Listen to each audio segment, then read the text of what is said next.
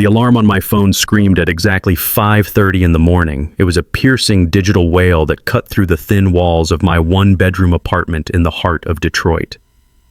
Outside my window, the city was already awake, but it was not the sound of roosters or chirping birds that signaled the start of the day.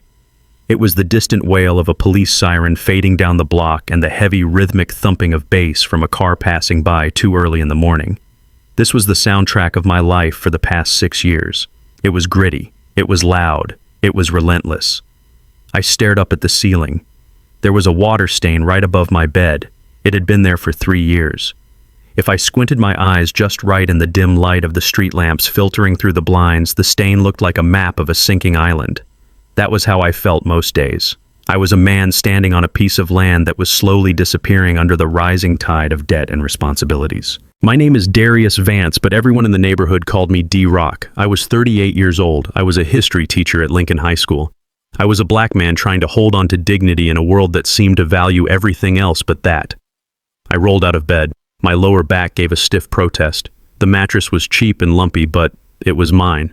I walked to the bathroom and splashed cold water on my face. I looked up into the mirror. The glass was cracked in the bottom right corner. It was a jagged line that looked like a scar running across the reflection of my jawline. I gripped the edges of the porcelain sink. My knuckles turned the color of ash. I looked into my own eyes, and for a second I was not standing in this cramped bathroom in the present day. I was pulled back into the past. The memory was 3 years old, but it felt like it had happened 3 minutes ago. It was the day the silence took over my life. I was standing in the living room of the apartment we used to share. It was a nicer place than this. The rent was higher, but we made it work. Or at least I thought we were making it work. Keisha was standing by the door. She had her suitcases packed. They were Louis Vuitton bags, knockoffs. She always bought the best fakes she could find because looking rich was more important to her than being real. I remembered the way the afternoon sun hit her face. She looked beautiful. She always looked beautiful. That was the trap. But her eyes were cold. They were like 2 pieces of black ice. I remembered my voice shaking when I asked her why. I had asked her what I did wrong. I was working 2 jobs. I was teaching during the day and tutoring at night. I was saving for a house. I was trying to build something solid. Keisha had laughed. It was a dry sound. It was a sound devoid of any humor. She reached into her purse and pulled out the engagement ring I had given her. It was modest. It was all I could afford without going into debt. She tossed it at me. It hit my chest with a soft thud and bounced onto the floor. I remembered every word she said. They were burned into my brain like a brand on cattle. "You are a good man, D-Rock." That was how she started. It was the ultimate insult. In her world, being a good man was synonymous with being a useless man. You are loyal and you are kind. But good does not buy a Birkin bag. Good does not get me into the VIP section at the club. I am 32 years old, Darius. I am tired of counting coupons. I am tired of waiting for you to make it. I need a king, not a teacher. I had stood there frozen. I wanted to scream that I was building a kingdom. I wanted to tell her that a kingdom built on credit cards and lies was just a castle made of sand. But I said nothing. I watched her walk out the door. I watched her get into a car that was waiting for her. It was a black Escalade. I knew who was driving it, even though I could not see the face behind the tinted windows. I shook my head, and the memory dissolved. I was back in the bathroom. The cracked mirror stared back at me. 3 years later, and I was still here. I was still teaching history. I was still driving a Honda Civic that was 12 years old. But I was free. Or so I told myself. I dressed quickly. Today was not a day for teaching. Today was the day we buried Grandpop Otis. I put on my only black suit. It was clean and pressed, but the fabric was worn at the elbows. It was a suit I bought 5 years ago for a wedding. Now it served for funerals. It was a perfect metaphor for my life. Everything I owned was repurposed. Everything was holding on by a thread. I grabbed my keys and walked out into the cool Detroit morning. My car was parked on the street. The Honda Civic was a faded shade of gray. The clear coat was peeling on the hood like sunburned skin. I turned the key and the engine sputtered before coughing to life. The brake light on the dashboard flickered. I needed new brake pads. That would cost me $200. I did not have $200 to spare. I would have to be careful. I would have to drive slow. I merged onto the highway.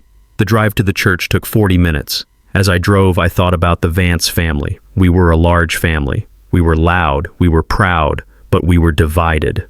There was the side of the family that Grandpop Otis had built, the side that valued hard work and silence. That side seemed to have died with him. Then there was the other side, the side that my cousins and uncles belonged to. They worshipped at the altar of the bling culture. To them, success was not about what you owned. It was about what you could show. It was about the logo on your shirt. It was about the rim size on your car. It was about how many people liked your photo on Instagram. They called it flexing. Grandpop Otis called it foolishness. I pulled into the parking lot of the Grace Baptist Church. The lot was already full. But it did not look like a funeral parking lot. It looked like a car show for a rap video. I parked my Honda Civic in the back row between a dumpster and a rusted pickup truck. I did not want to park next to the family. I walked toward the entrance and I took in the scene. Right in front of the church steps, there were 3 cars parked in a diagonal line.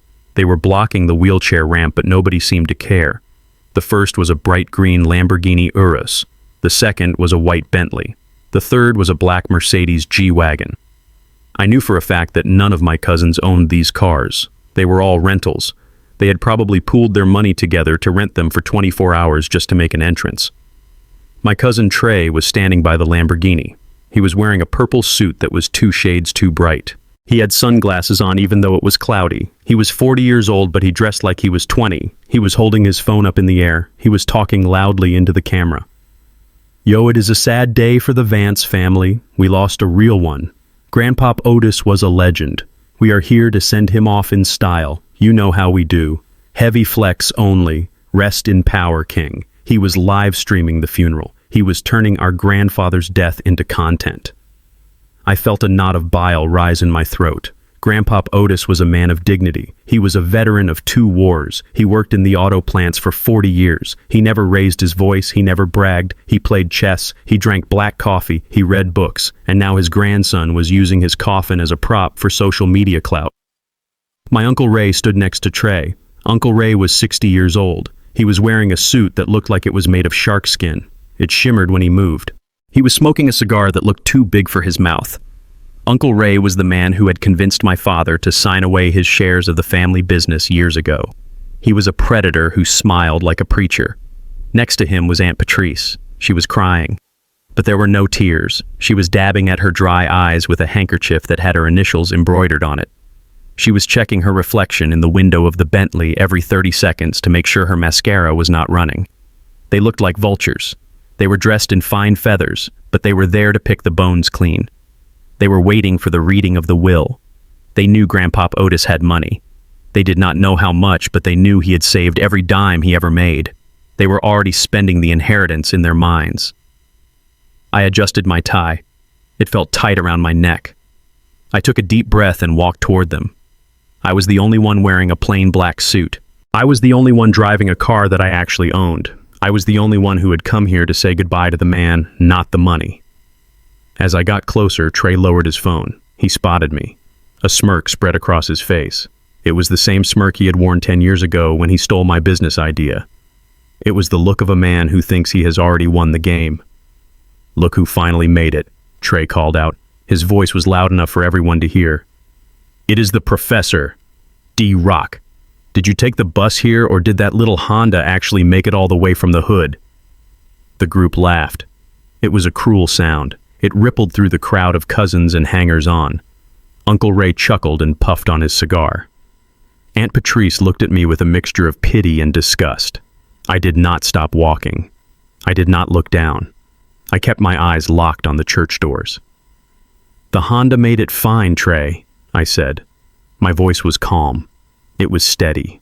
"At least I do not have to return it to the rental agency tomorrow morning." The laughter died down for a second. Trey's smile faltered. He took a step toward me. His chest puffed out. "Watch your mouth, school teacher," he hissed. "You are just jealous because you are broke. You are exactly where you deserve to be." At the bottom. I stopped at the bottom of the stairs. I looked at him. I looked at the rented cars. I looked at the flashy clothes. I looked at the hollowness of it all. "We will see," I said softly. I walked past them and into the church. The air inside was cool and smelled of old wood and lilies. I found a seat in the back pew. I sat down and bowed my head. I was alone in a room full of people. But for the first time that morning, I felt a strange sense of peace. I was the outsider. I was the failure in their eyes. But I knew something they did not. I knew that Grandpop Otis hated loud noises. I knew that he hated waste, and I knew that he hated lies. The family outside was celebrating a jackpot they thought they had already won. But the game was not over. The game had not even started yet. I walked into the viewing room. The air was thick and suffocating. It smelled of stale carnations and expensive cologne. At the front of the room lay the mahogany casket that held the body of Grandpop Otis. He looked small against the satin lining. His face was set in a permanent expression of stern repose. It was the face of a man who had carried the weight of the world on his shoulders for 80 years and had finally set it down. But the silence that should have surrounded him was absent. Instead, the room buzzed with the low murmuring of sharks circling a kill. I stood by a pillar near the back and watched them. Uncle Ray and Aunt Patrice were standing right next to the casket. To an outsider, it might have looked like they were paying their respects, but I knew better. I could hear their whispers drifting across the quiet room. They were not talking about Grandpop's service in the war. They were not talking about his favorite hymns. "We need to list the Hamptons property immediately," Uncle Ray whispered. His voice was a harsh rasp. "The market is hot right now, Patrice. If we wait until the winter, we might lose 10% on the asking price." Aunt Patrice adjusted the oversized diamond brooch on her lapel. She looked at her dead father-in-law as if he were a piece of furniture that was taking up too much space. "I know, Ray," she hissed back, "but we have to check the deed first. I want to make sure the title is clear, and the portfolio." "Did you ask Sterling about the portfolio ending in 471? That is the one with the tech stocks. I need to redo the kitchen in the Jersey house." I felt my hands curl into fists at my sides. Grandpop Otis was not even in the ground yet, and they were already renovating their kitchens with his blood money. They were vultures. They were picking at the carcass before the heart had fully stopped beating. Then there was Trey. He was standing in the center of the room holding court with a group of distant relatives. He had taken off his sunglasses, but the arrogance remained. He was gesturing wildly with a glass of sparkling water in his hand, as if he were already standing in the boardroom. "When I take over as CEO next week, things are going to change," Trey announced. His voice boomed with unearned confidence. Grandpop was too conservative. He was old school. Vance Shipping Industries has been sleeping. I am going to wake it up. We are talking global expansion, crypto integration, the whole 9 yards. The relatives nodded eagerly. They were hoping some of that imaginary wealth would trickle down to them.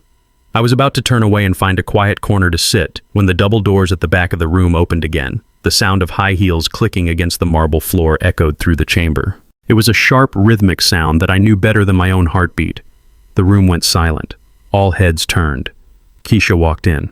My breath caught in my throat. It felt like someone had punched me in the solar plexus. She was wearing a black dress that fit her like a second skin. It was tasteful but undeniably expensive.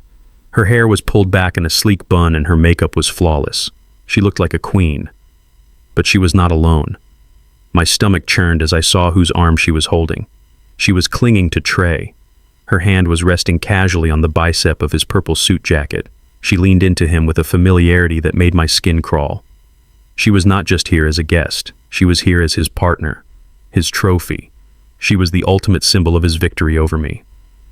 Trey looked up and saw her. He grinned and pulled her closer. He whispered something in her ear and she laughed. It was a soft tinkling sound that used to make my day. Now it sounded like breaking glass. I stared at them and the present moment began to blur. The funeral home faded away. The smell of flowers was replaced by the smell of stale coffee and cheap pizza. I was pulled back into the past. It was 10 years ago. I was 28 years old. I was sitting at the kitchen table in my mother's small house. The table was covered in papers. I had spent 6 months developing a logistics plan for a local delivery service. I had written the code for an algorithm that optimized delivery routes to save fuel and time. It was brilliant. It was simple. It was my ticket out of poverty. I remembered the excitement I felt when I showed it to Trey. I trusted him. He was my cousin. He had just finished his business degree and I thought he could help me pitch it to investors. "This is gold, D-Rock," Trey had said. His eyes had lit up with greed. "This is exactly what the market needs. Let me take this to my dad." Uncle Ray knows people. We can make this huge." I was naive. I gave him the binder, I gave him the flash drive. I gave him everything. 2 weeks later, I saw my algorithm on the news, but my name was not on it. Vance Logistics had launched a new optimization program called Fast Track. The local news was interviewing the young visionary behind the project. It was Trey. I remembered storming into Uncle Ray's office. I was screaming. I was crying. I demanded justice. Uncle Ray just sat behind his mahogany desk and smoked his cigar. "It is business, nephew," Uncle Ray had said coldly. "You had an idea. Trey had the capital and the execution. Ideas are cheap. Execution is everything. Go back to teaching history. Leave the business to the men who understand it."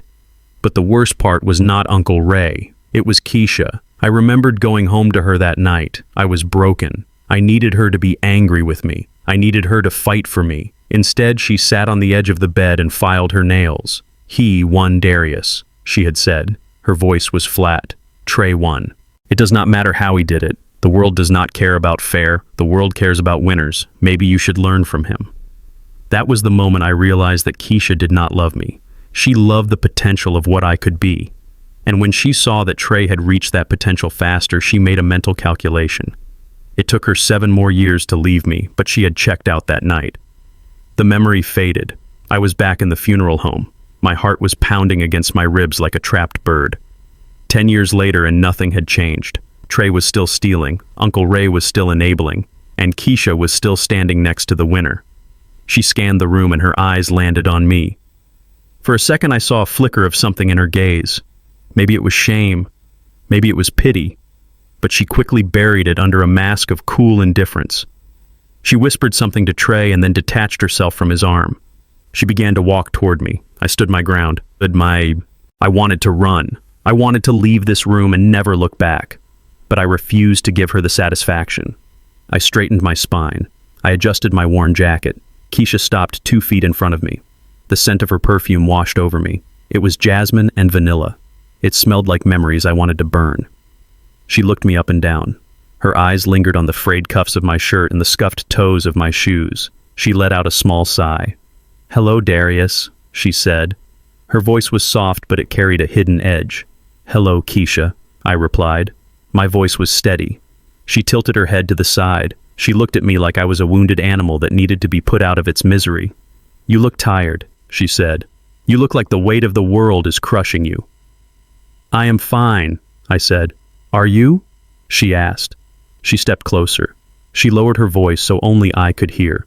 "Look at you, D-Rock. You are still wearing that suit from college. I remember when you bought it. We thought you were going to be a principal by now, or a superintendent." "I teach history, Keisha," I said. "There is honor in that." "Honor," she scoffed. She looked over her shoulder at Trey, who was laughing loudly near the casket. "Honor does not pay the rent, Darius. Honor does not buy respect. Look at Trey. He is about to run the entire empire. He is going to be a king. He is a thief," I said, "and you know it." Keisha shrugged. Her face was a mask of cold pragmatism. "He is a winner," she said, "and that is all that matters. You know I tried with you, Darius. I really did. I waited for you to wake up. I waited for you to get hungry, but you were always content with crumbs." She reached out and brushed a piece of invisible lint off my shoulder. It was a gesture of ownership. It was a gesture that said she still thought she knew me better than anyone. "You should have listened to me," she whispered.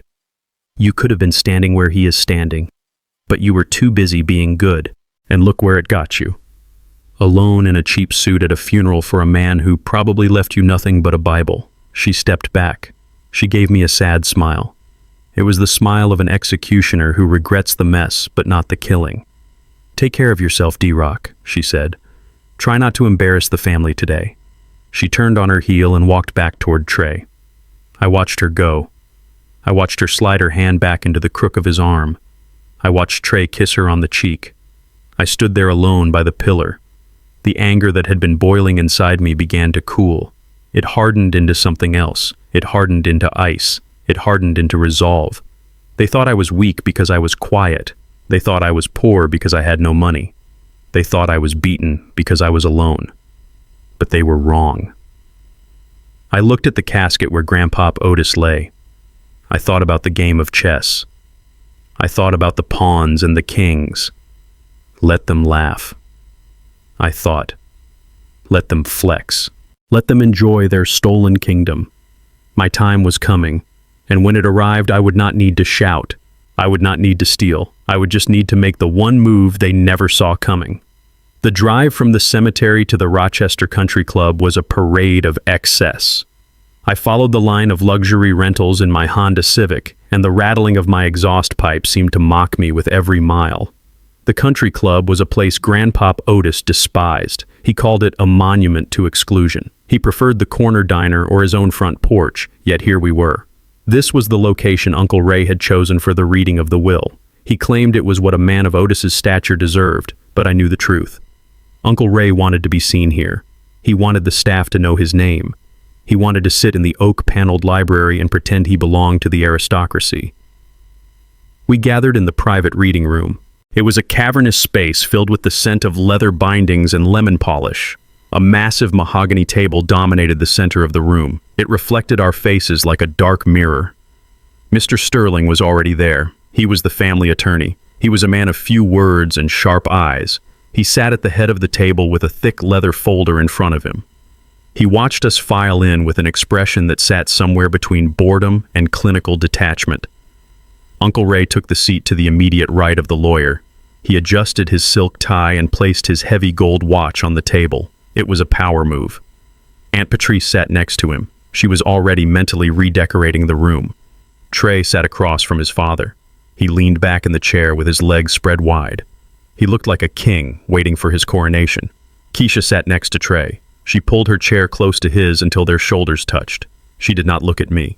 She kept her eyes fixed on the leather folder as if her gaze could burn through the cover and reveal the numbers inside. I took the seat furthest from the head of the table. I was the outlier. I was the spectator. Mr. Sterling cleared his throat. The sound was dry like shuffling papers. "Shall we begin?" he asked. He did not wait for an answer. He opened the folder. The room went silent. The air crackled with a tension so thick I could taste the metallic tang of greed on my tongue.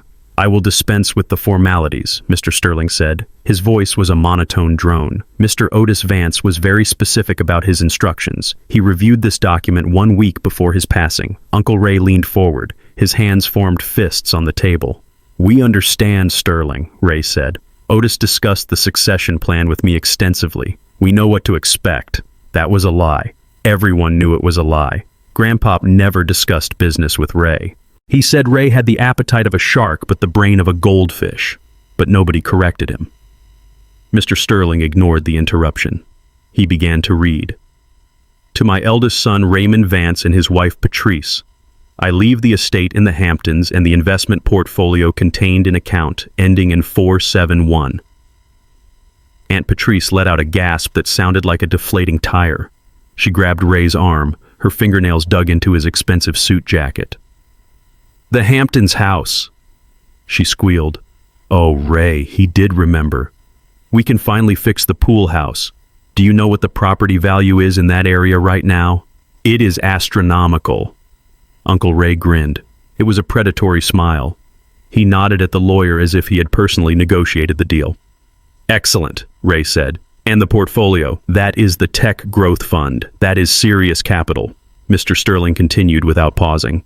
"To my grandson, Trey Vance, I leave Vance Shipping Industries and all its operational assets." Trey stood up so fast his heavy oak chair scraped against the floor with a screech that made everyone wince.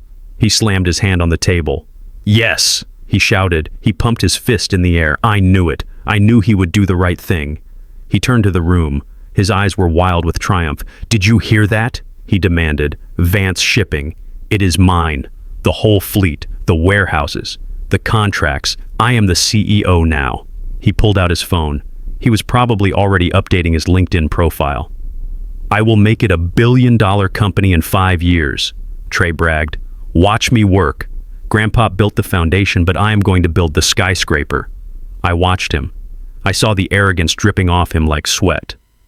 What Trey did not know was that I had visited Grandpop 2 weeks ago. Grandpop had looked tired. He had mentioned that shipping rates were down. He had mentioned lost contracts. But Trey did not care about the details. He only cared about the title, Mr. Sterling waited for Trey to sit down. He adjusted his glasses. He looked at Keisha, and to Keisha Williams. He read. Keisha froze. Her eyes widened. She had not expected to be named. She was the ex-wife of the outcast. She was the girlfriend of the heir. She occupied a gray area for the time she spent with the family.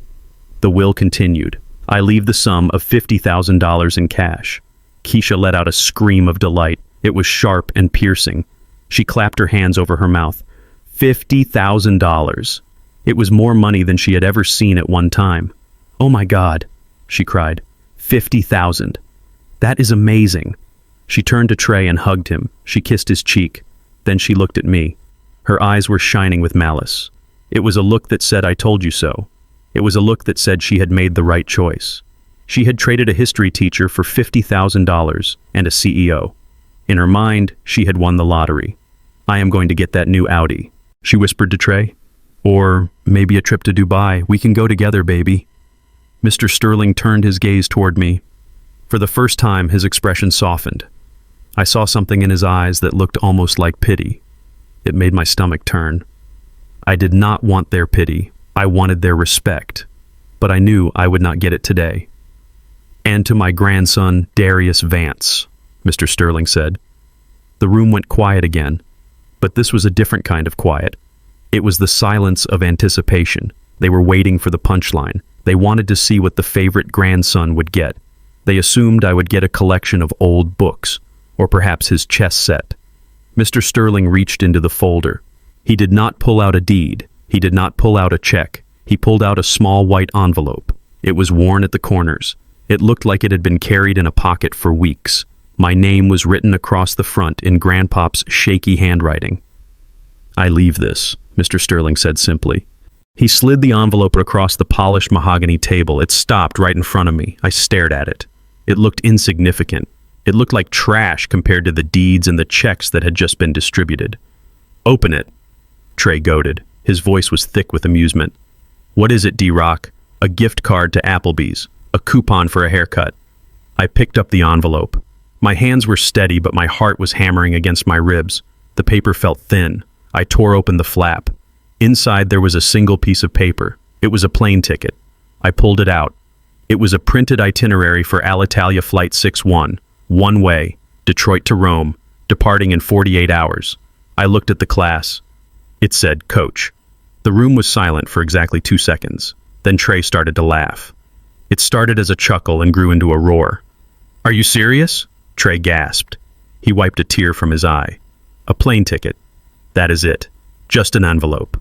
He snatched the ticket from my hand before I could stop him. He held it up to the light like he was inspecting a diamond. Rome. One way.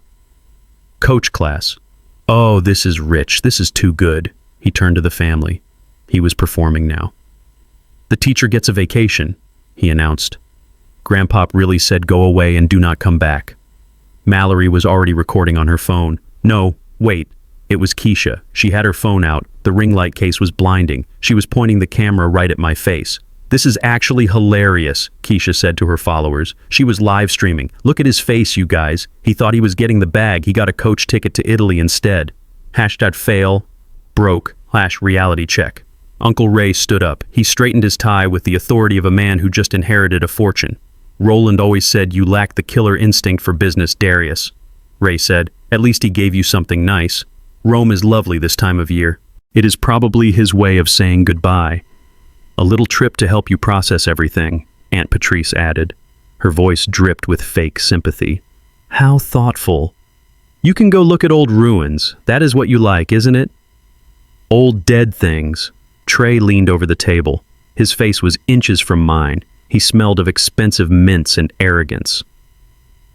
Grandpop knew you fit in with history, D-Rock.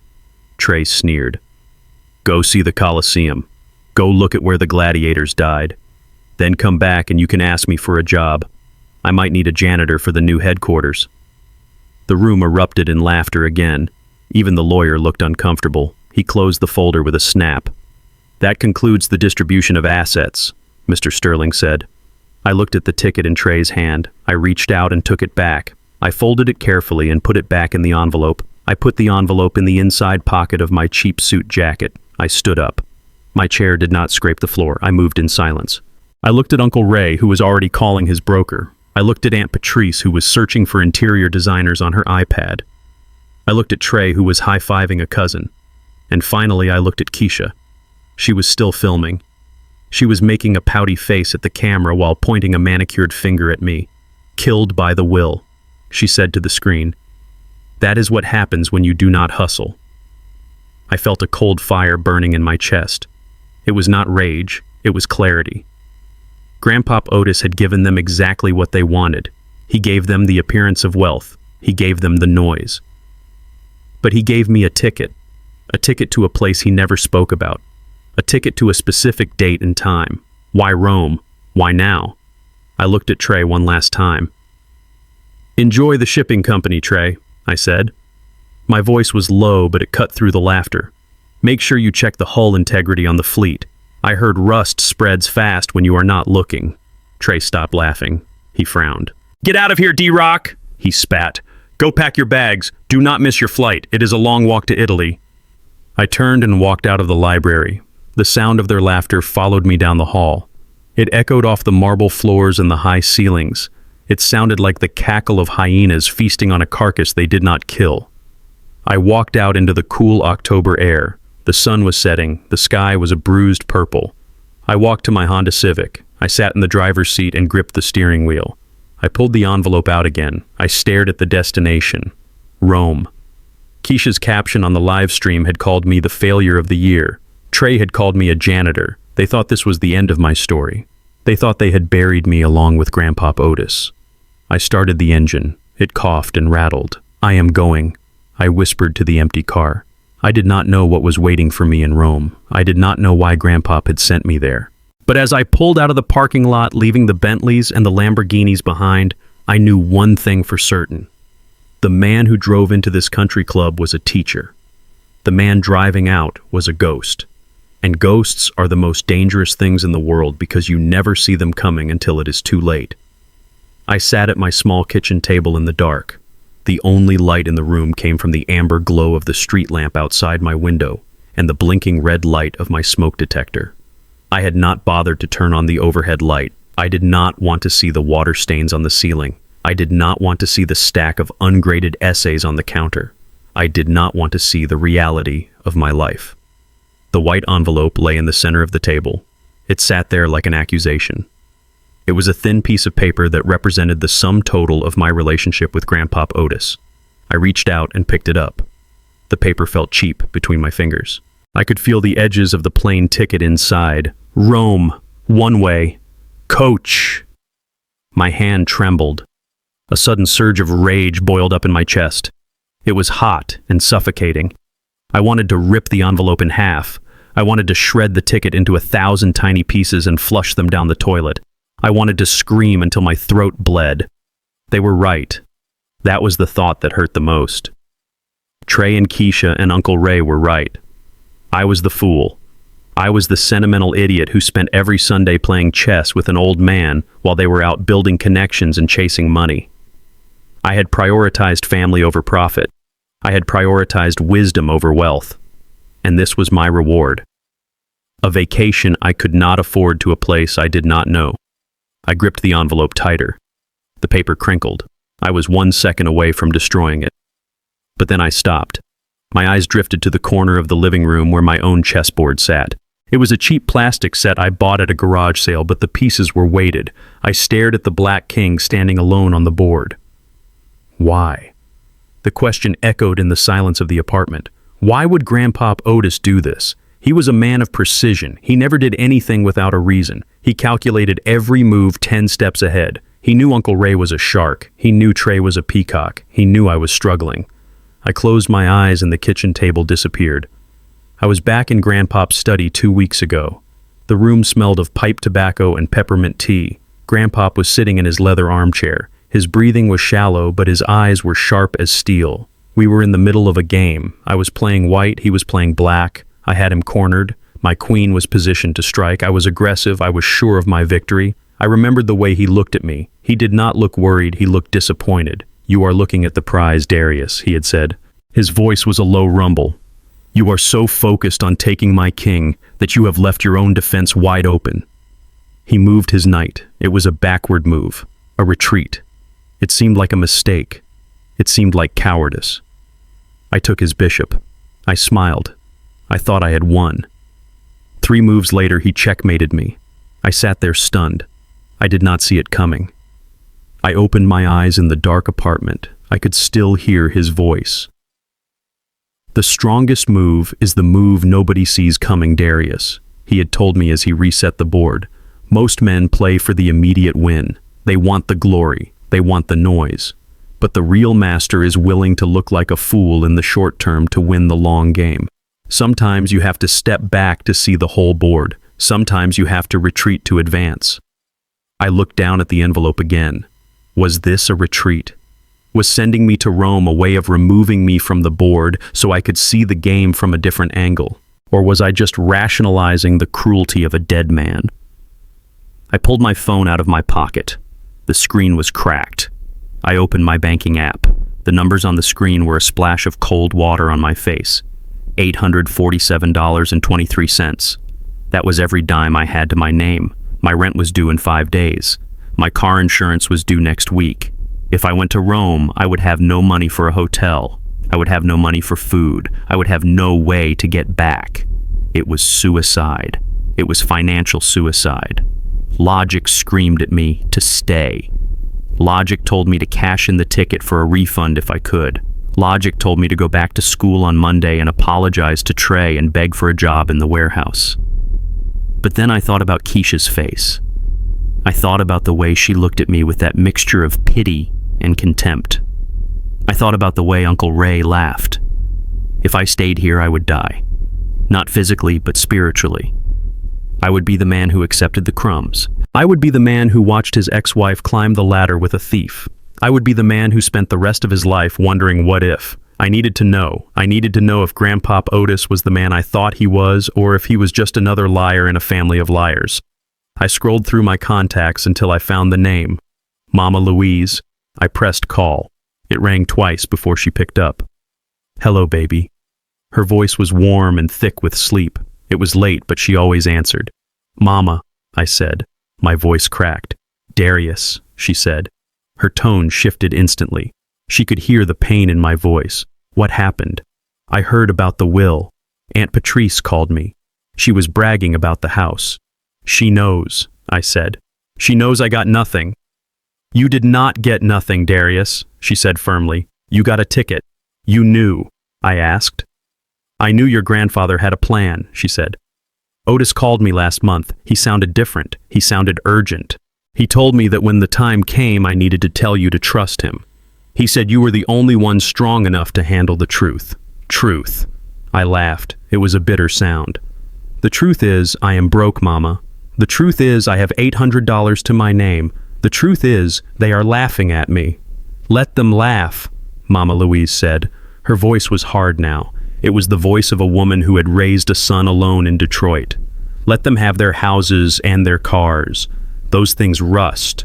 Those things rot. Your father died trying to please those people, Darius. He died trying to play their game by their rules. Do not make the same mistake." I looked at the ticket. Flight 6-1, 48 hours. "If I go, I might lose everything," I whispered. "My job, my apartment, my car." "You have nothing to lose that belongs to you," she said. "That apartment belongs to the landlord. That job belongs to the city. That car belongs to the mechanic. Go find what belongs to you, Darius. Go find out who Otis Vance really was." I took a deep breath. The air in the apartment felt stale. It tasted like dust and stagnation. "Okay," I said. "I am going." "Good," she said. "And Darius?" "Yes, Mama. Do not come back until you are wearing the crown. You hear me? You are a Vance, the real kind. Now go pack." The line went dead. I sat there for a minute longer. The fear was still there. It was a cold knot in my stomach. But underneath the fear there was something else. It was excitement. It was the thrill of the unknown. I stood up. I walked to the bedroom. I pulled my old duffel bag out of the closet. I did not pack much. I threw in 2 changes of clothes. I packed my toiletries. Then I walked to the nightstand. I opened the drawer and pulled out the only thing my father had left me. It was a leather-bound journal. The leather was cracked and faded. He had used it to write down his thoughts and his dreams before the stress of working for Uncle Ray killed him.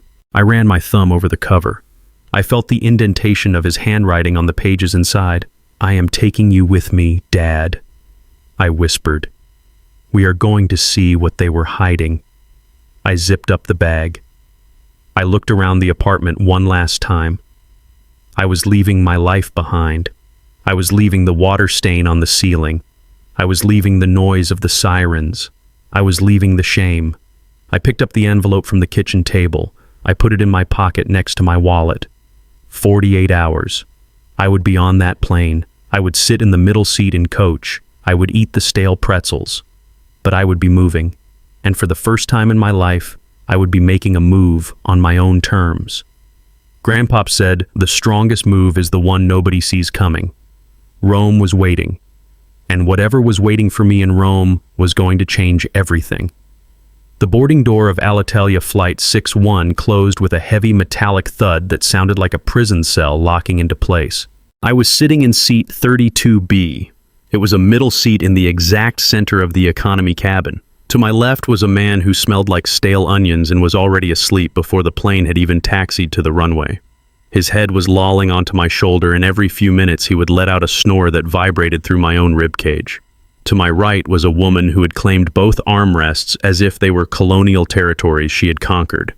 She was watching a movie on her tablet without headphones, and the tinny sound of explosions and car chases leaked into the small space between us. My knees were pressed against the plastic seat back in front of me. I am 6 feet 2 inches tall. The airline industry does not design seats for men of my size. They design them for profit margins. I shifted my weight trying to find a position that did not cut off the circulation to my legs, but it was impossible.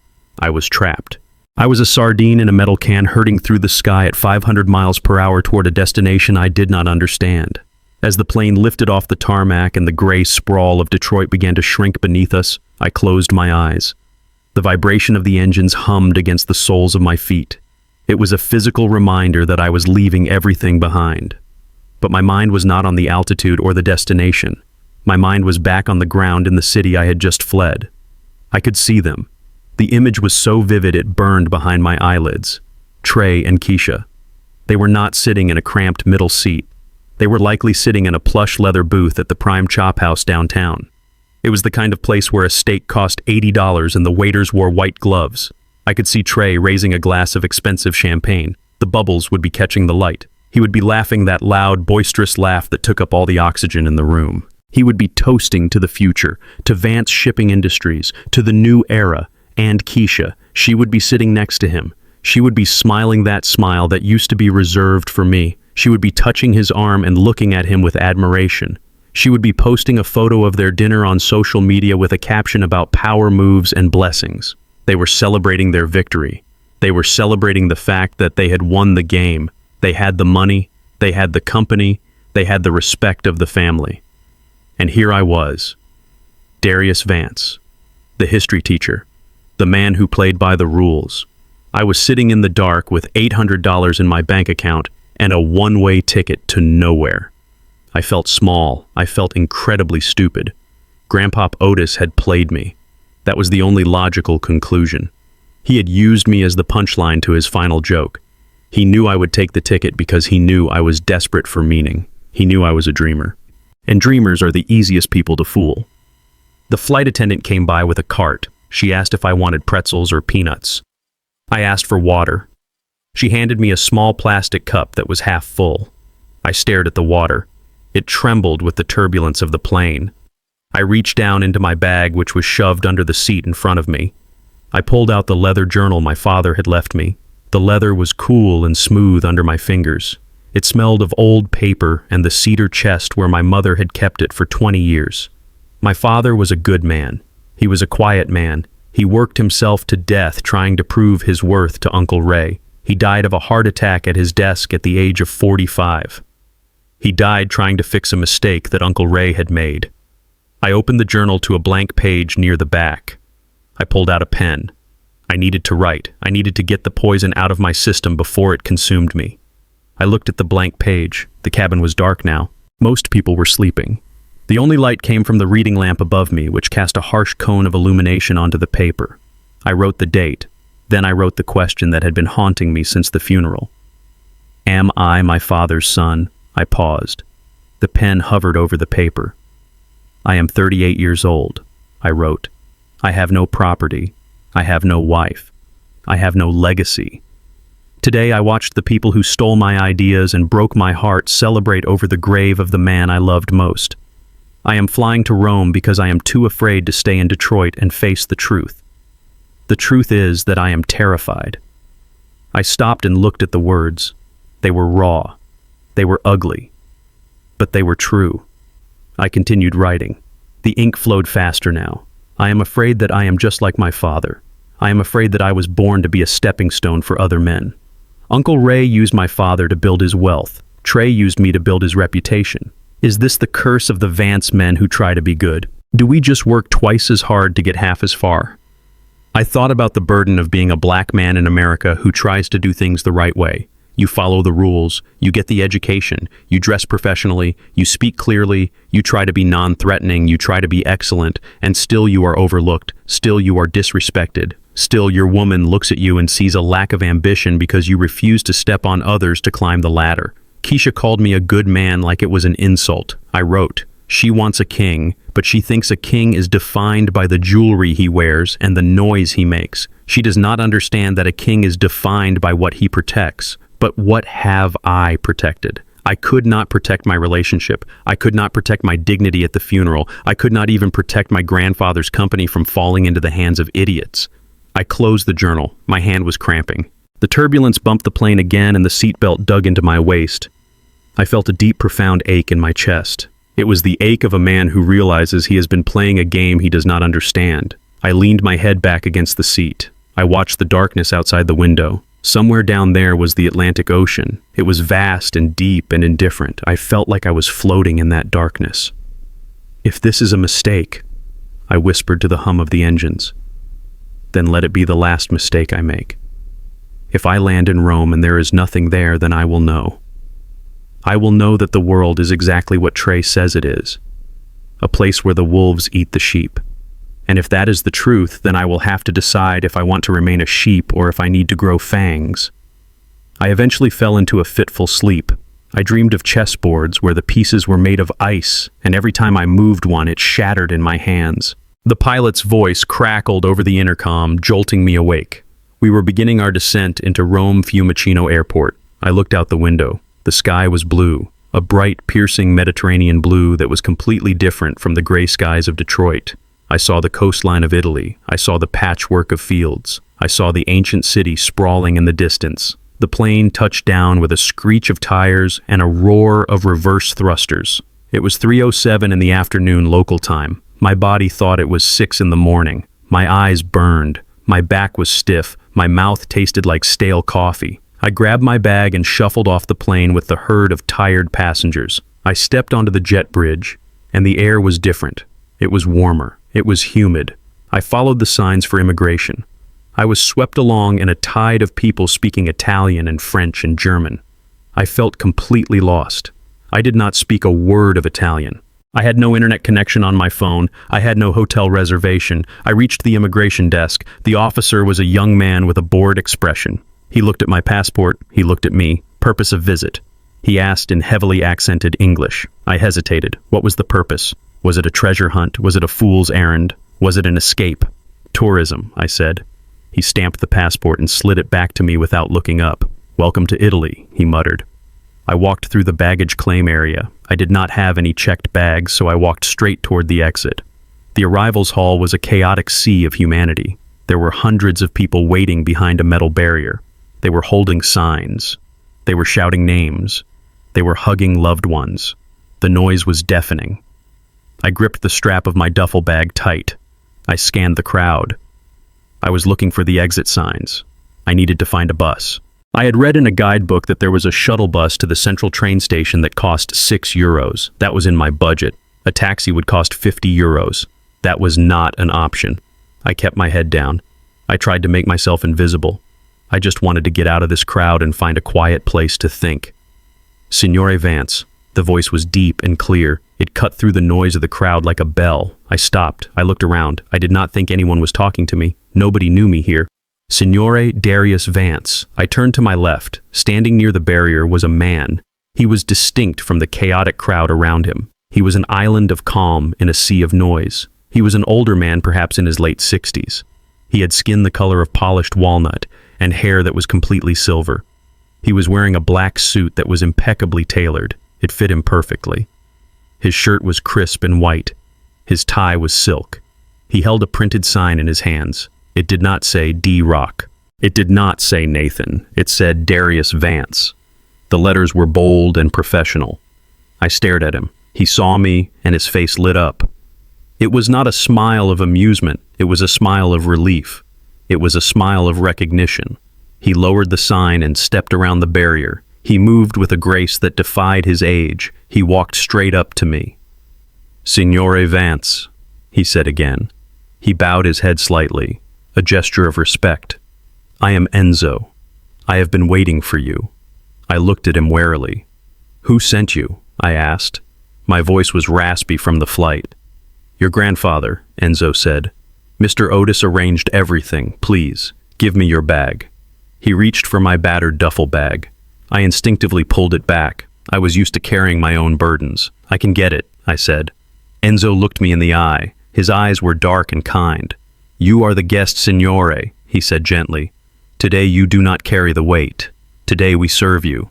He took the bag from my hand. He did it so smoothly I hardly noticed. He turned and gestured for me to follow. "Come. The car is outside." I followed him out of the terminal. The Italian sun hit me. It was bright and warm. The air smelled of exhaust fumes and espresso and something floral I could not identify. Enzo led me to the curb.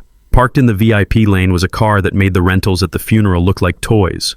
It was a black Mercedes S-Class sedan. It was long and sleek and shone like obsidian in the sunlight. It was a car for diplomats, a car for heads of state. Enzo opened the rear door for me. "Please," he said. I looked at the car. Then I looked at my reflection in the window. I saw a tired man in a wrinkled suit. I saw a man who did not belong in a car like this. "Is this a mistake?" I asked. "I only have a coach ticket. I do not have money for this." Enzo smiled. It was a knowing smile. "Mr. Otis paid for everything months ago," he said. "He wanted you to arrive in comfort. He said you have spent enough time in the back of the bus. It is time for you to sit in the seat you deserve." I swallowed hard. The lump in my throat returned. Grandpop Otis had planned this. He knew. I slid into the back seat. The leather was soft as butter. The air conditioning was set to a perfect temperature. The outside world was instantly silenced as Enzo closed the door with a solid thud. I sat there in the quiet luxury. I looked at my hands resting on my knees. For the first time in years, I did not feel like a hustle. I did not feel like a struggle. Enzo got into the driver's seat. He looked at me in the rear-view mirror. "We have a long drive, Signore Vance," he said. "There is water in the console. Please rest. We are going home." Home. The word sounded strange. Detroit was my home. This was a foreign land. But as the car pulled away from the curb, gliding effortlessly into the Roman traffic, I felt a strange sensation. For 38 years, I had been fighting to be seen. I had been fighting to be respected. And here, 5,000 miles away from everyone I knew, a stranger in a black suit had just treated me with more dignity in 5 minutes than my own family had in a decade. I leaned back and watched the city pass by. The ancient aqueducts rose in the distance. They were broken, but they were still standing. They were survivors. Maybe I was a survivor too. The Mercedes glided away from the chaotic sprawl of Rome, and the scenery began to shift. The graffiti-scarred concrete and the dense clusters of apartment blocks faded into the rearview mirror. In their place, a new world emerged. It was a landscape that I had only ever seen in movies or on the glossy pages of travel magazines that I could never afford to buy. We climbed higher into the Sabina Hills. The air outside the tinted windows seemed to change. The smog of the city was replaced by a golden haze that hung over endless rows of olive trees and vineyards that stretched out like a patchwork quilt stitched together by giants. I sat in the back of the car in silence. My hand gripped the leather armrest. I was waiting for the punchline. I was waiting for the car to stop in front of a hostel or a rundown farmhouse where I would be told to work for my room and board. That would make sense. That would fit the narrative of my life. A struggling teacher sent on a working vacation to learn the value of hard labor. That sounded exactly like something Grandpop Otis would do to teach me a lesson about grit. But Enzo kept driving.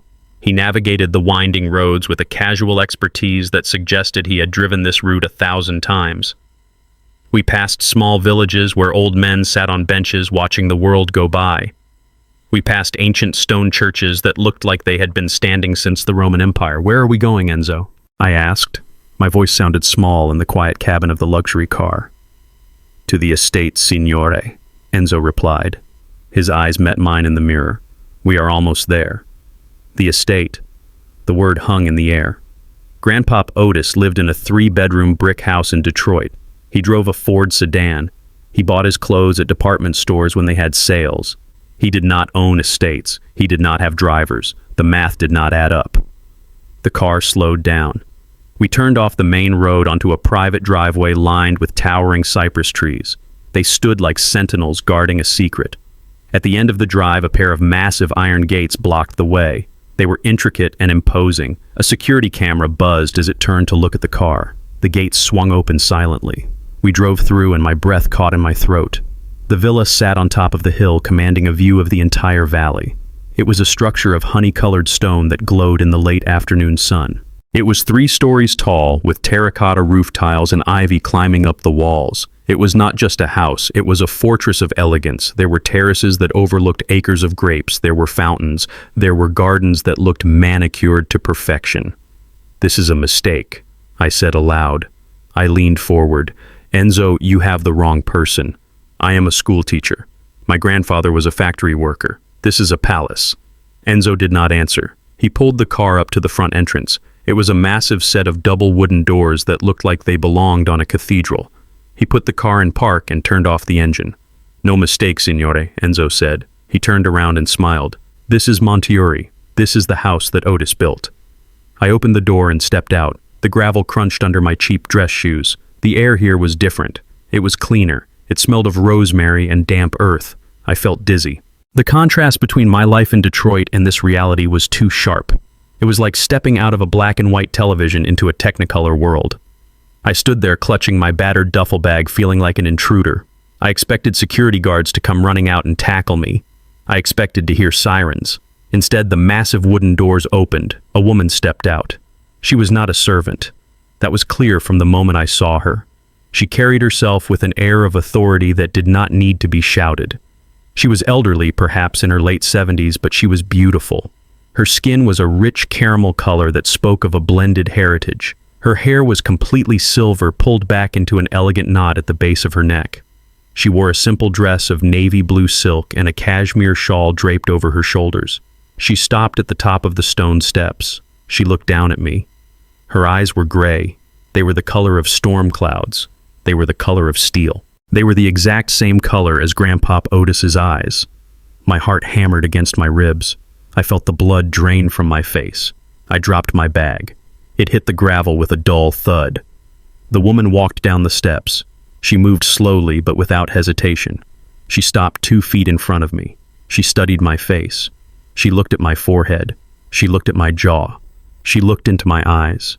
Tears began to well up in her gray eyes. She reached out and took my face in her hands. Her palms were warm and soft.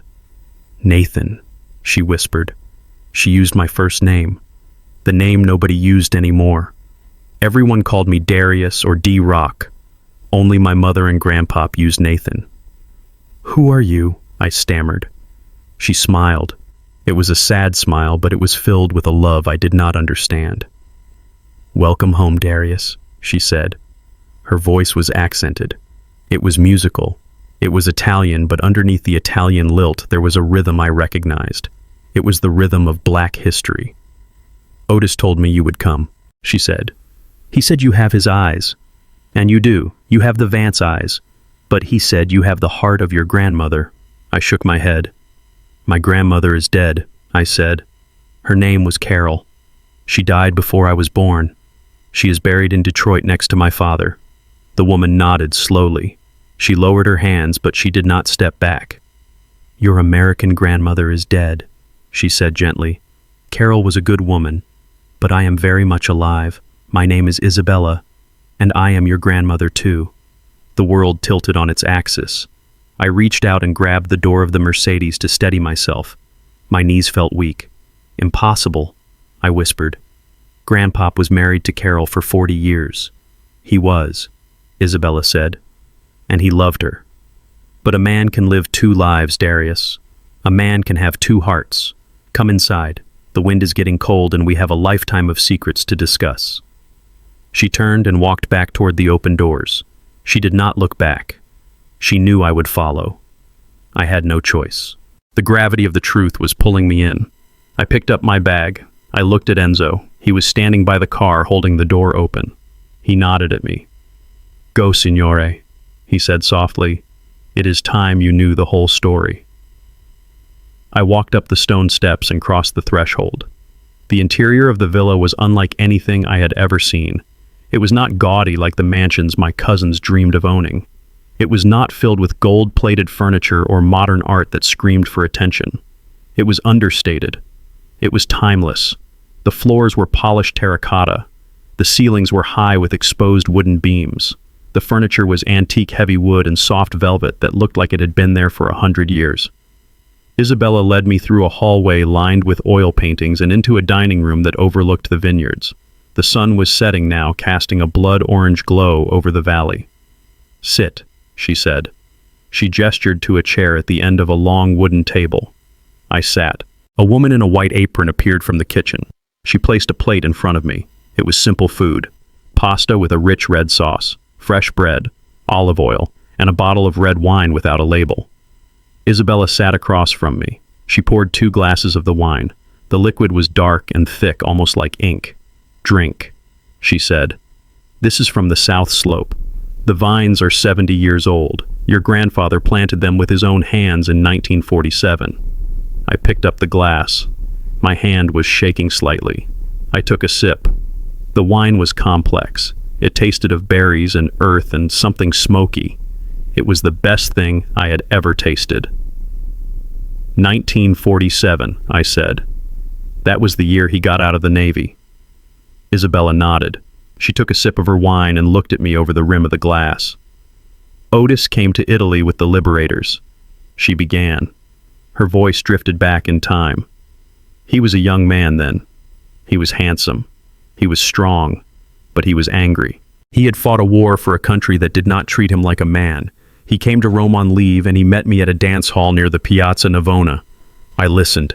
I forgot about my hunger. I forgot about the jet lag. I was young too, Isabella continued. My family had land, but we had no money. The war had taken everything. The villa was a ruin. The fields were burned. Otis saw something here. He did not see the ruin. He saw the future.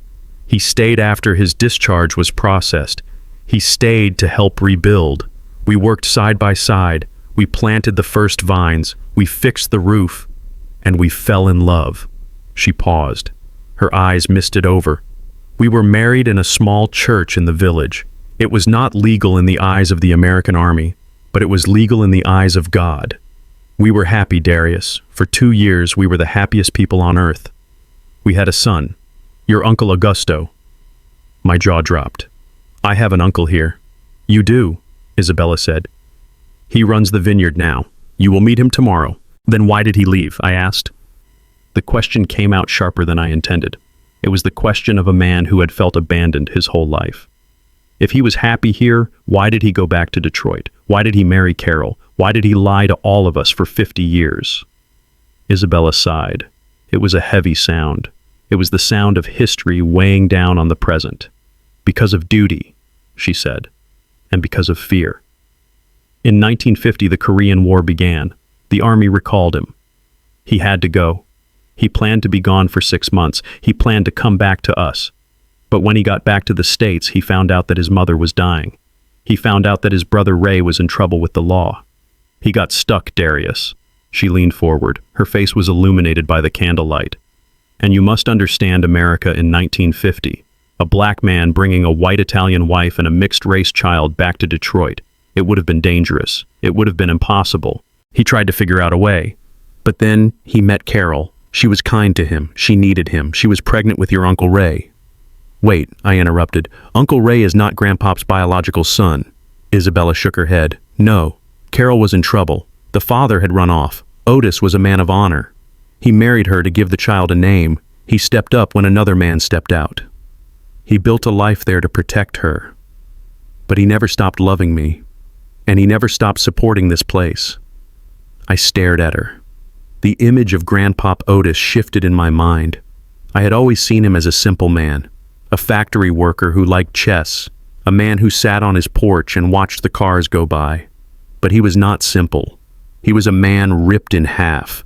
He was a man who lived a double life, not out of malice, but out of an overwhelming sense of responsibility. He had carried the weight of 2 families on his back for half a century. He sent money every month, Isabella said. Every single month for 50 years. He visited every September. He told you it was a fishing trip. He came here. He worked the vines. He held me. He watched his Italian son grow up. And he talked about you.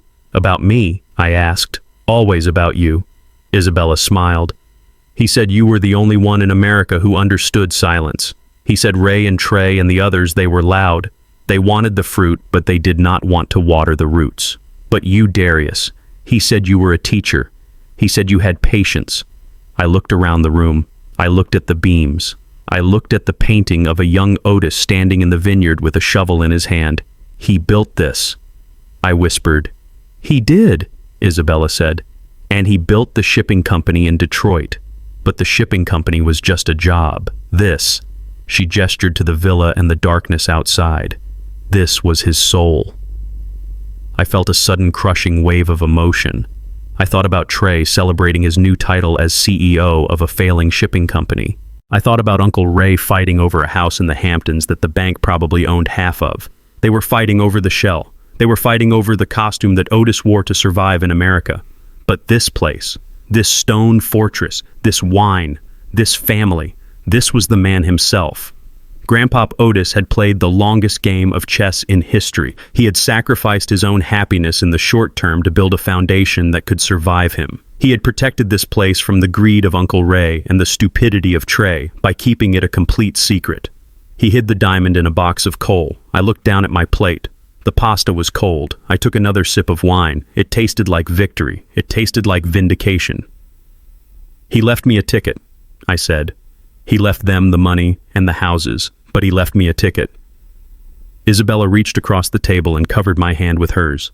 He gave them what they wanted, Darius. He gave them the appearance of wealth. But he gave you the truth. And truth is the only currency that matters in the end. I looked at her. I saw my own eyes reflected in hers. I saw the legacy of the Vance family.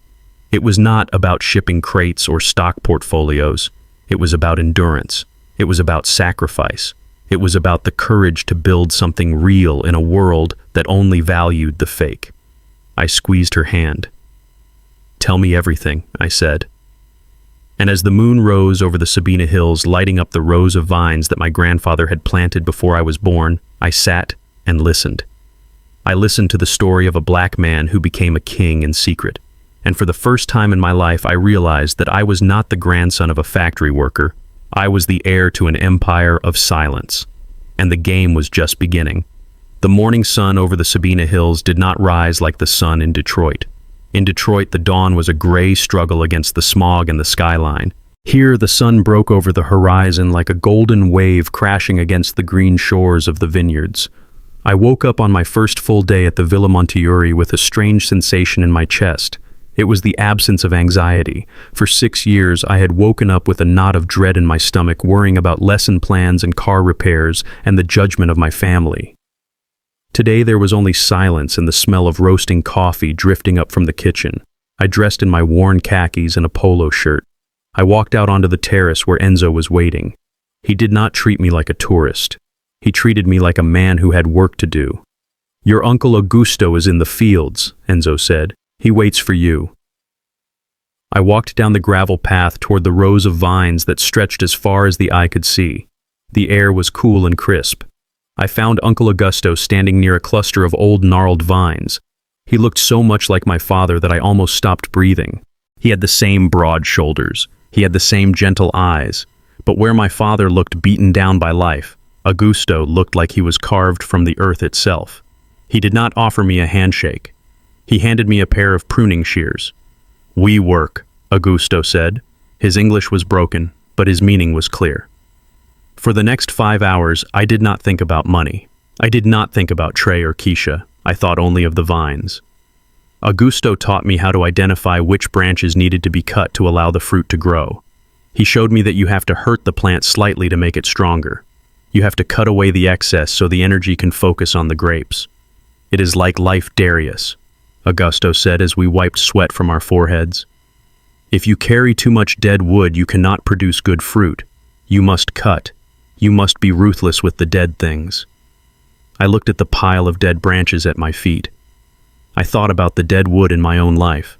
I thought about my loyalty to a family that mocked me. I thought about my love for a woman who viewed me as a financial asset rather than a human being.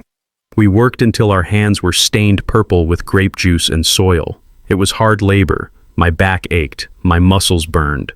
But it was a good burn. It was the feeling of accomplishing something real. In Detroit, work was about stress.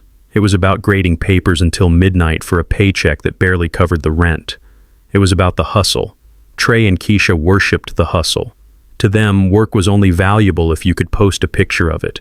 They wanted the harvest without the planting. They wanted the wine without the crushing. Here the work was slow. It was patient. These vines had been here for 50 years. They did not rush.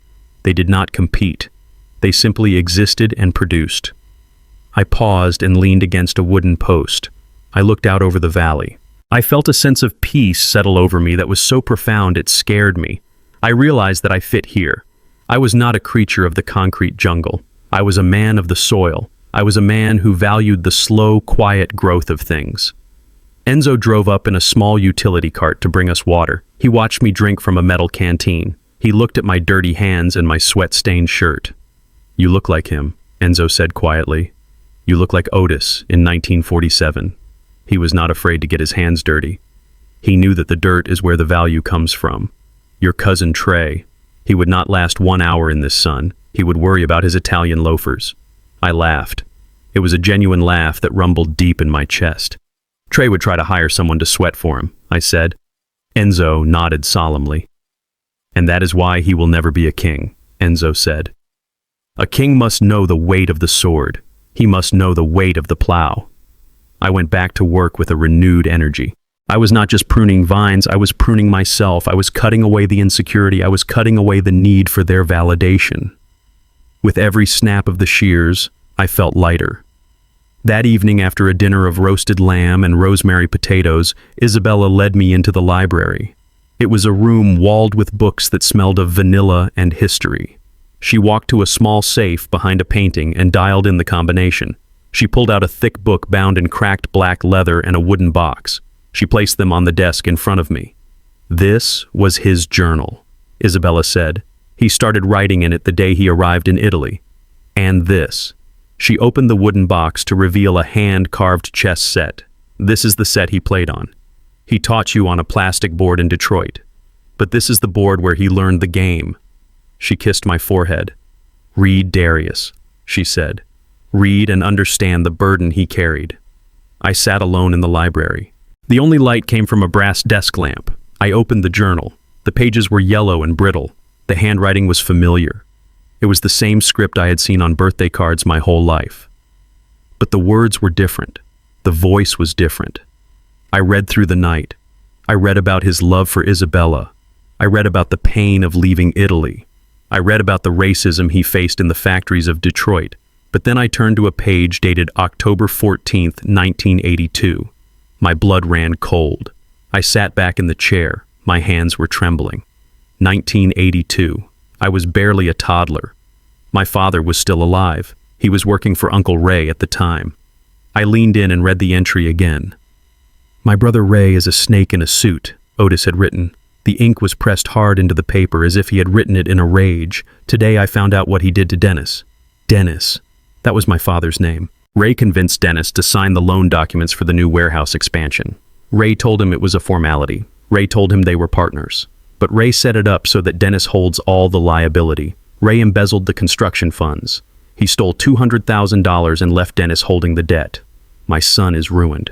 Dennis came to me today crying he is going to lose his house. He is going to lose his credit. And Ray? Ray is buying a new Cadillac.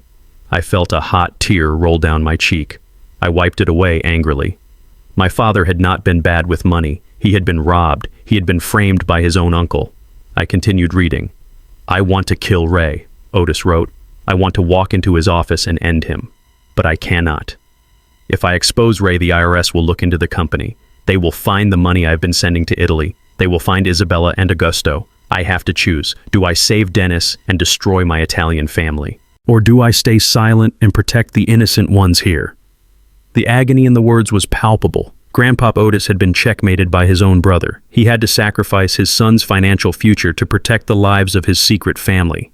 But then I read the next paragraph. I cannot save Dennis now. The damage is done. He is too good. He will pay the debts because he thinks it is the honorable thing to do. The stress will kill him. I know it. But I swear this on my life. I will not let Ray win. I am moving the pieces. I am building a sword. I cannot give it to Dennis because he is too gentle. He will not use it. But I see his son. I see little Darius. He has fire in his eyes. He is quiet like me. He watches. I stopped breathing. He was writing about me. I will build the wealth here in Italy. I will let Ray think he is the king of a crumbling castle in Detroit. I will feed Ray's ego until he is fat and slow, and when the time is right, I will give the sword to Darius. Only Darius can wield it, because only Darius will know the pain of being at the bottom. Only a man who has been betrayed can understand the necessity of justice. I closed the book. I put my head in my hands and I wept. I cried for my father. I cried for the years he spent thinking he was a failure. I cried for the stress that stopped his heart at 45. It was not bad luck. It was murder. Uncle Ray had murdered him with a pen and a contract. And Grandpop Otis had known. He had watched it happen and he had swallowed the poison of silence to protect a greater legacy. But he had not abandoned us. He had been forging a weapon. He had been preparing me. Every chess game, every lesson about patience, every time he told me to watch the board, he was training me for this moment. I was not the forgotten grandson. I was the retribution. I stood up. I walked to the window and looked out at the dark vineyard. The tears were gone. In their place was a cold, hard resolve. It felt like iron in my spine. Uncle Ray destroyed my father. Trey mocked my poverty. Keisha betrayed my love. They thought I was a pawn. They did not know that I had just been promoted to a queen, and I was coming for their king. The next morning, Enzo drove me to Rome. We went to a building made of white marble in the financial district. We took a private elevator to the top floor. A man was waiting for us in a glass-walled conference room. He was short and round with a mustache that twitched when he spoke. Signore Vance, he said. I am Attorney Rossi. It is an honor to finally meet the heir. He gestured to a leather chair. I sat down. Enzo stood behind me like a bodyguard. We have much to discuss, Rossi said. But first, a message from your grandfather. He pressed a button on a remote control. A large screen on the wall flickered to life. Grandpop Otis appeared. He was sitting in the very chair I was sitting in now. He was wearing a linen suit I had never seen him wear. He looked relaxed. He looked like a don. Hello, Darius, the video, Otis said. He smiled and his eyes crinkled at the corners. If you are watching this, it means you got on the plane. It means you trusted me when logic told you I was crazy. That was the first test. You passed. He leaned forward into the camera. You saw them at the funeral. I know you did. You saw Ray and Trey and that girl Keisha. You saw them fighting over the scraps I left on the table. You saw them fighting over the shipping company. Otis chuckled. It was a dark, dry sound. Let me tell you a secret, Darius. Vance Shipping Industries is dead. It has been dead for 5 years. I kept it alive with loans and smoke and mirrors. It is a debt trap. It is a sinking ship. I gave it to Trey because he wanted the title. He wanted to be captain. So I made him captain of the Titanic after it hit the iceberg. I felt a shockwave go through me. The company was worthless. Trey was not a CEO. He was the captain of a ghost ship. But you, Otis said. His voice softened. You never asked for the title. You never asked for the money. You just wanted to play chess. You wanted the connection. He held up a glass of red wine. This is real wealth, Darius. The land, the product, the family. This is what I built while Ray was busy buying Cadillacs. Attorney Rossi paused the video. He slid a stack of documents across the table. These are the deeds to the Montefiore estate, Rossi said, and the ownership papers for Vance Heritage Wines International. We export 2 million bottles a year. We have distribution centers in London and Tokyo and Berlin. He turned the page to a bank statement. And this is the liquid capital account. The beneficiary is Darius Vance. I looked at the number. I blinked. I looked again. $35 million. It was written out in black and white. $35 million. My bank account in Detroit had $800. This piece of paper said I was a multi-millionaire. Is this real? I asked. My voice was barely a whisper. It is very real, Rossi said. The taxes have been paid. The funds are clean. It is yours. He played the video again. There is one more thing, Darius, Otis said on the screen. The shipping company in Detroit. The banknotes are held by a holding company called VHW Limited. I looked at Rossi. VHW stands for Vance Heritage Wines, Rossi explained. You own the debt, Otis said. You own the shipping company. You own the house in the Hamptons. You own the mortgage on the penthouse Keisha thinks she is going to live in. You own it all, Darius. You hold the leash. Otis looked straight into the camera. His face was serious now. I could not strike back at Ray while I was alive, but you can. You are the head of the family now. You have to decide what to do with the people who hurt us. Use the power wisely, my boy. Checkmate. The screen went black. I sat there in the silence of the high-rise office.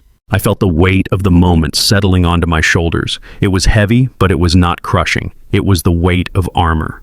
I looked at the papers. I picked up the heavy fountain pen. The ink was black. I signed my name, Darius Vance. With that signature, the history teacher from Detroit ceased to exist. In his place sat the owner of Vance Heritage Wines. In his place sat the man who owned the debt of his enemies.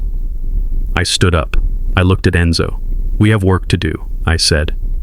Enzo smiled. What is the first order of business, signore?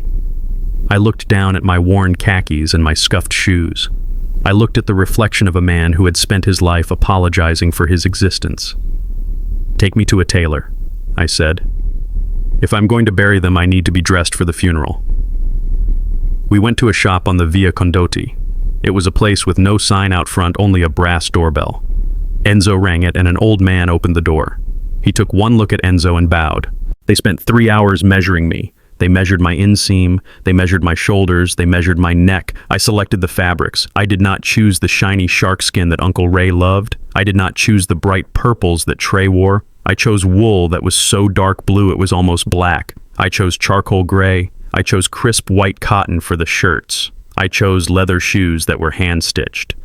When the tailor was finished, he brought out a suit he had finished for another client just to show me the fit. I put on the jacket. I stood in front of the three-way mirror. The man staring back at me was a stranger. He was taller. He stood straighter. The suit emphasized the width of my shoulders. It hid the slump of fatigue I had carried for years. I looked into my own eyes. The fear was gone. The uncertainty was gone. I thought about Keisha.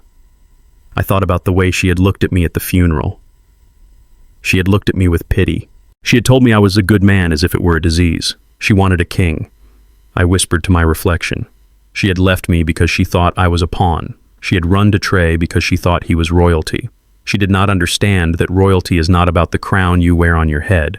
It is about the power you hold in your hand. She wanted a king, but she lacked the vision to see the prince standing right in front of her. She lacked the patience to wait for the coronation. I adjusted the cuffs of the jacket. I felt the power of $35 million backing me up. I felt the power of the truth about my father. She is going to see a king, I said. But she is never going to sit on the throne. I turned to Enzo. I am ready, I said. Ready for what, signore? I checked my watch. It was midnight in Italy, which meant it was 6 in the evening in Detroit. The banks were closed. The creditors would be making their calls soon. I am ready to make a phone call, I said. Enzo handed me my phone. I did not dial. I just waited. I knew the call would come to me. Grandpop Otis had set the board. The trap had been sprung. Now I just had to wait for the rats to realize they were caught. The collapse of the House of Vance did not happen with an explosion. It happened with a whimper. It happened with the quiet scratching of pens on audit forms and the relentless ringing of telephones that nobody wanted to answer. I was 5,000 miles away in the hills of Italy, but I watched it happen with the clarity of a man looking through a high-powered telescope. I had hired a private investigator in Detroit. His name was Mr. Wallace. He was a former detective who charged $200 an hour. Every morning at breakfast, I received a secure email from him detailing the slow disintegration of the empire my cousins thought they owned. It had been 20 days since the funeral. 20 days since Trey stood in the country club and declared himself the king of Detroit. 20 days since Keisha laughed at my plane ticket and called me a failure on a live stream.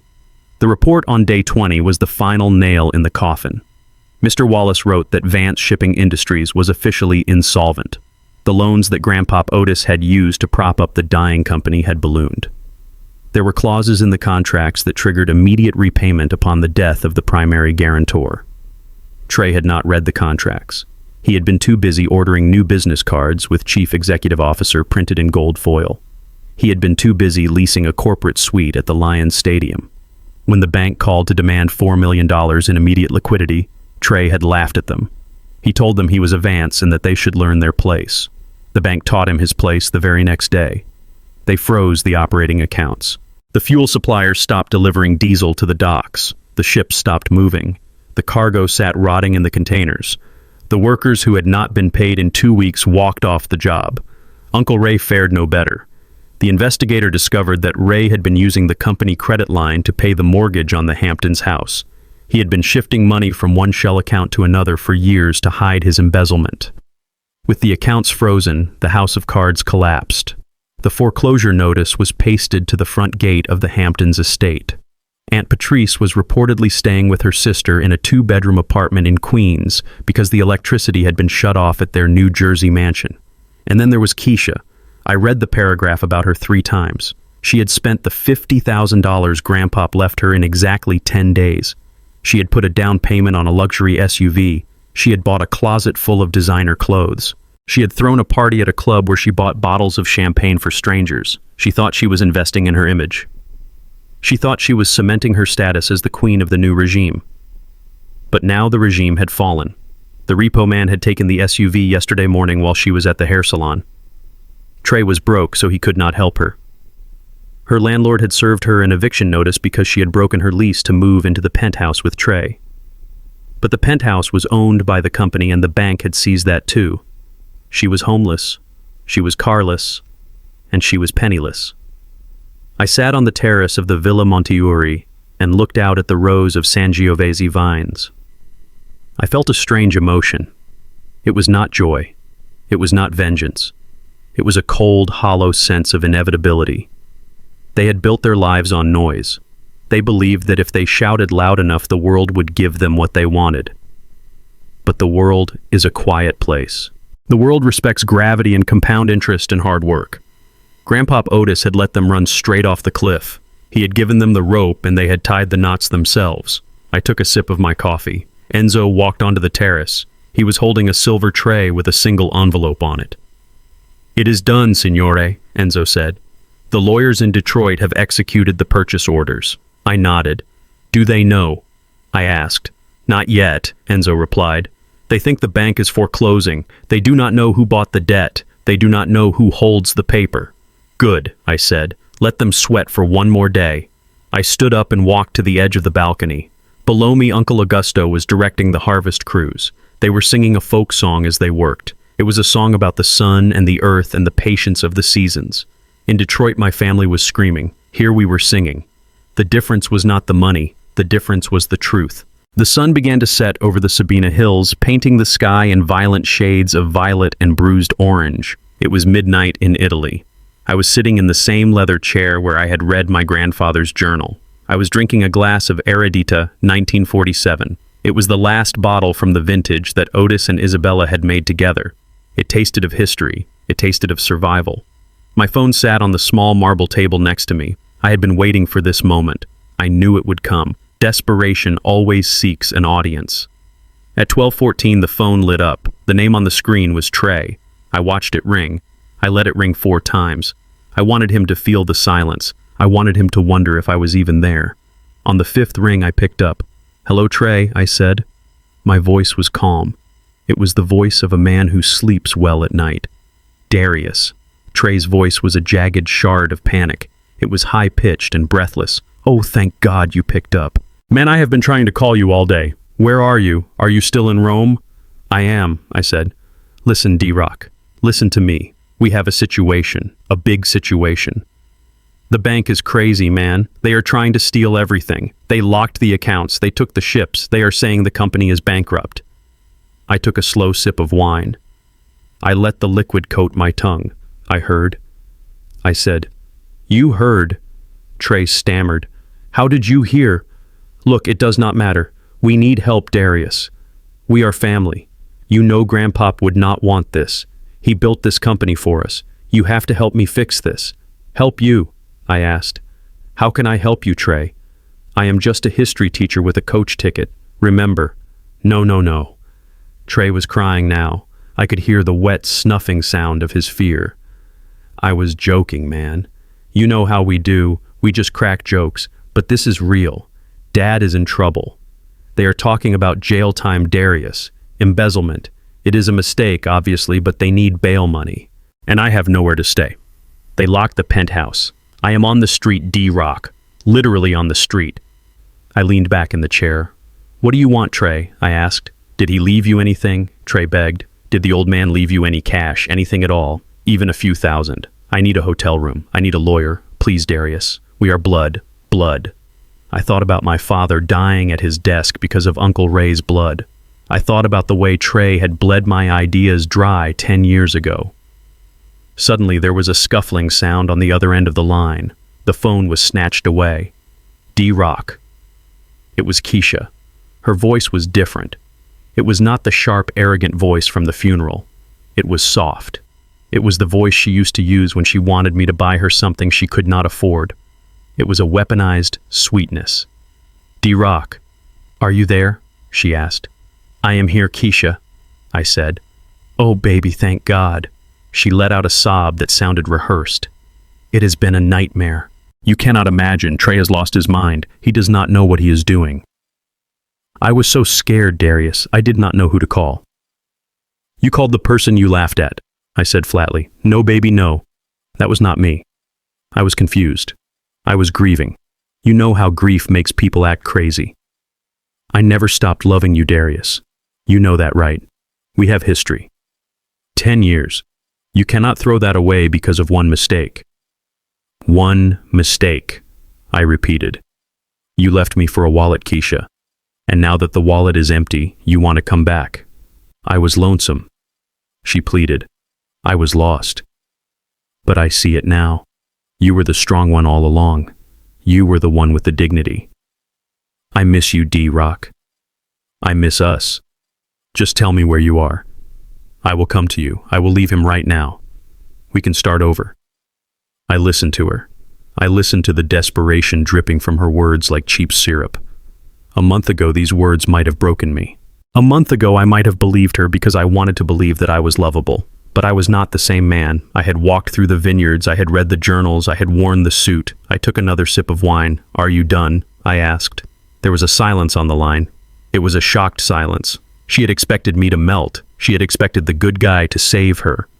"Darius," she whispered. "Please, I have nothing."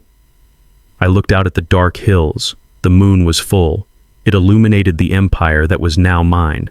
"Put Trey back on the phone," I said. "But Darius, I love you. Put him on Keisha." My voice was like a whip crack. There was a pause, and then Trey came back on the line.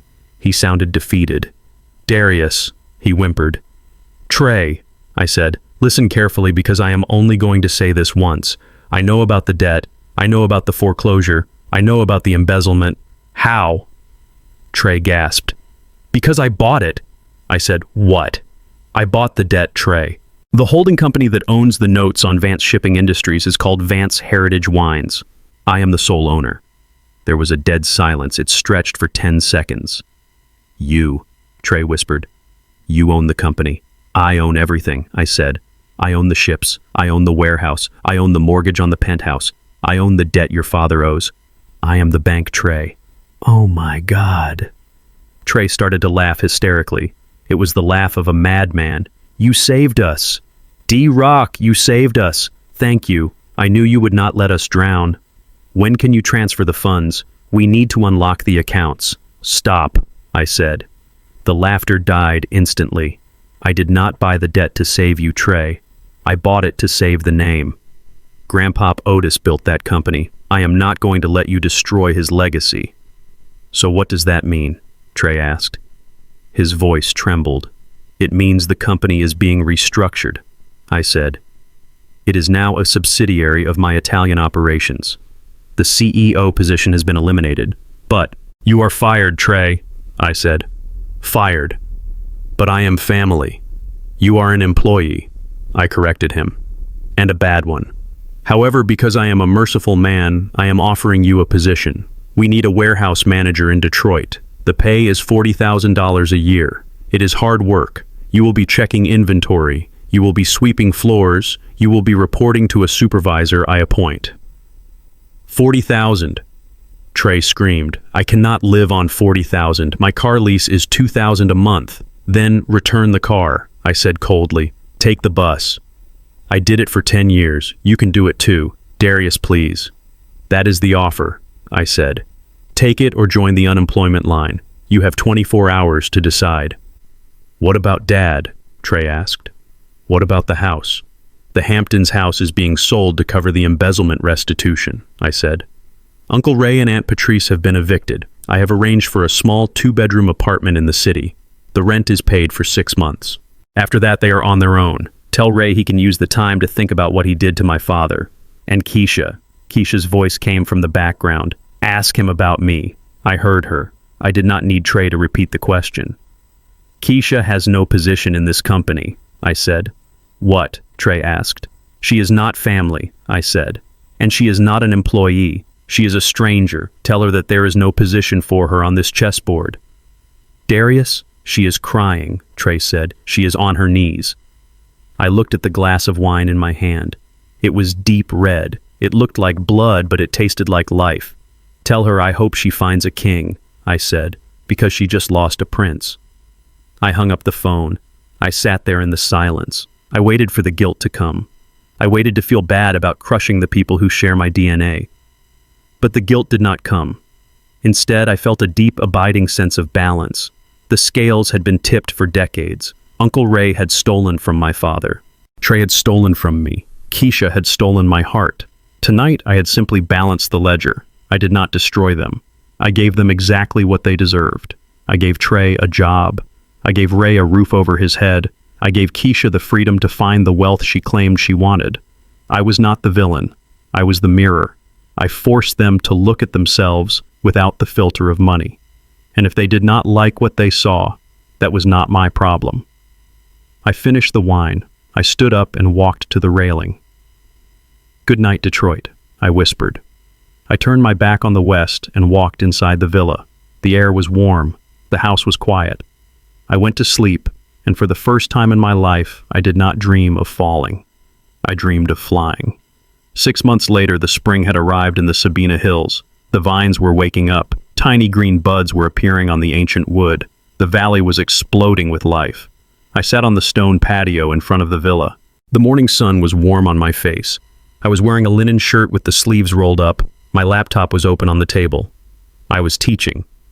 All right, class, I said to the screen.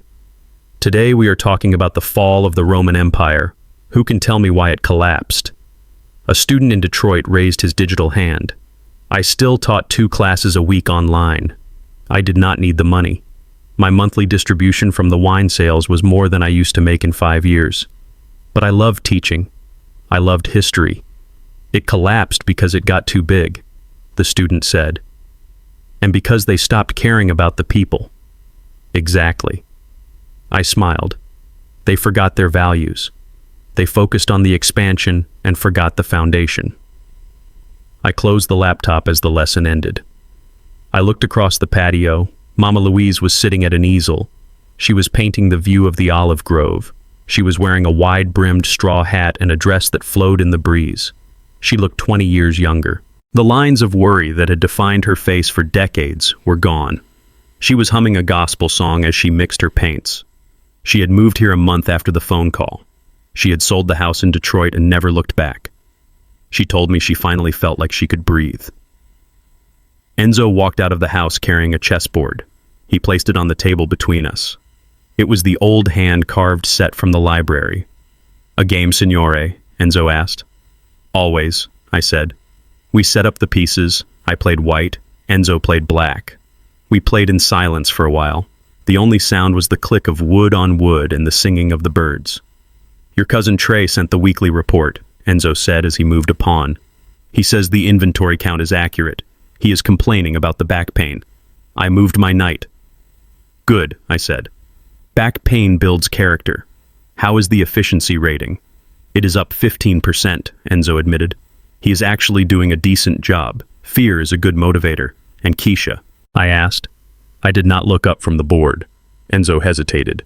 "She is working at a retail store in the mall," he said. "She tried to contact the office last week. She wanted to know if you were coming to visit. And what did you tell her?" "I told her that the owner of Vance Heritage Wines does not have time for retail." Enzo smiled. I nodded. "I moved my bishop." "Check," I said. Enzo studied the board. He frowned. He moved his king to the left. "You are aggressive today, Darius," he said. "I am focused." I corrected him. I looked at the board. I looked at the king. It was a piece of wood, but it represented so much more. It represented power. It represented responsibility. Grandpop Otis was right. I said. "About what?" Enzo asked. "He always said that the winner is not the one who takes the most pieces. The winner is the one who knows which pieces really matter." I looked at Mama Louise painting in the sun. I looked at the thriving vineyard. I looked at the peace that surrounded me. Trey and Ray and Keisha, they spent their lives trying to take pieces. They wanted the cars and the titles and the applause. They thought that was the game. But I had protected the king. I had protected the soul of the family. I looked at the photo of Grandpop Otis that I kept on the table. He was young in the photo, standing in this very spot in 1947. He looked hopeful. "He won," I said. "It just took him 60 years to finish the game." Enzo shook his head. He reached out and tapped my hand. "No, Darius," Enzo said. "He started the game. You won it. You were the only one who knew you were playing." I smiled. I picked up my queen. I moved it across the board. I placed it squarely in front of Enzo's king. There was no escape. "Checkmate," I said softly. I leaned back in my chair. I took a deep breath of the Italian air. I was Darius Vance. I was the grandson of a factory worker and a visionary. I was a teacher. I was a vineyard owner. And I was finally free. The crumpled envelope they had all laughed at was not a ticket to a vacation. It was an invitation to a war. And I had walked onto the battlefield armed only with silence and truth. The board that everyone else was watching in Detroit was just a distraction. The real game had happened here, and Grandpop had made sure I was the only one who got an invitation to play. I watched a hawk circling high above the valley. It was hunting. It was silent. It was powerful. I raised my glass of water in a toast to the empty air, to the silent moves.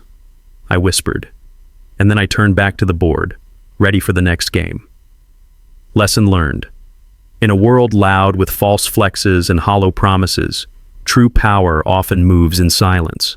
Darius's journey teaches us that a man's worth isn't defined by the applause of the crowd or the validation of a disloyal partner. It is forged in the quiet moments of integrity, patience, and strategic vision. Betrayal is not a tombstone. It is a stepping stone. When they walk away, let them. Focus on building your kingdom, mastering your craft, and honoring your legacy. The best revenge isn't anger. It's evolving into a version of yourself they can no longer afford to access.